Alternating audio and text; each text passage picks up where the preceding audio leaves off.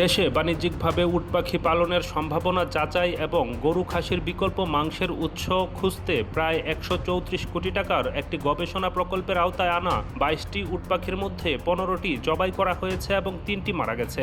বর্তমানে প্রকল্পে রয়েছে মাত্র ৪টি উট পাখি। তবে সংরক্ষিত শেডে নিয়মিত পর্যবেক্ষণে ২টির বেশি উট পাখি দেখা যায়নি। বাংলাদেশ প্রাণী সম্পদ গবেষণা ইনস্টিটিউট পোল্ট্রি গবেষণা ও উন্নয়ন জোরদারকরণ প্রকল্পের আওতায় ২০২০ সালে আফ্রিকা থেকে ২ দফায় এসব উট পাখি আনা হয়। ২০১৯-২০ অর্থবছরে শুরু হওয়া প্রকল্পটির পরিচালক PLRI এর প্রধান বৈজ্ঞানিক কর্মকর্তা ডক্টর সাজেদুর করিম সরকার।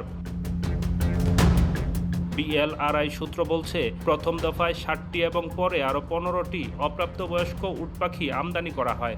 গবেষণার উদ্দেশ্য ছিল বাংলাদেশের জলবায়ুতে উট পাখির অভিযোজন, প্রজনন সক্ষমতা এবং বাণিজ্যিক সম্ভাবনা মূল্যায়নকরণ।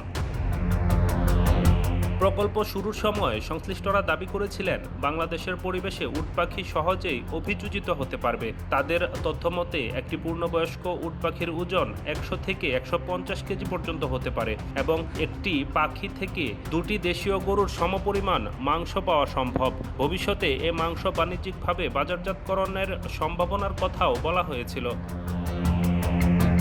তবে প্রকল্পের মেয়াদ শেষ হওয়ার পর গবেষণার দৃশ্যমান কোনো সাফল্য পাওয়া যায়নি বলে সংশ্লিষ্টদের তথ্য থেকে জানা গেছে। প্রতিষ্ঠানটির তথ্য অনুযায়ী মাংসের গুণগত মান ও স্বাদ মূল্যায়নের জন্য ধাপে ধাপে ১৫টি উট পাখি জবাই করা হয়। তাছাড়া বিভিন্ন সময় ৩টি মারা গেছে। গবেষণার জন্য আনা এত সংখ্যক প্রাণী জবাই করার যৌক্তিকতা নিয়েও প্রশ্ন তুলেছে বিশেষজ্ঞরা। তাদের মতে, গবেষণায় প্রাণী ব্যবহারের ক্ষেত্রেও বৈজ্ঞানিক ও নৈতিক সীমা রয়েছে।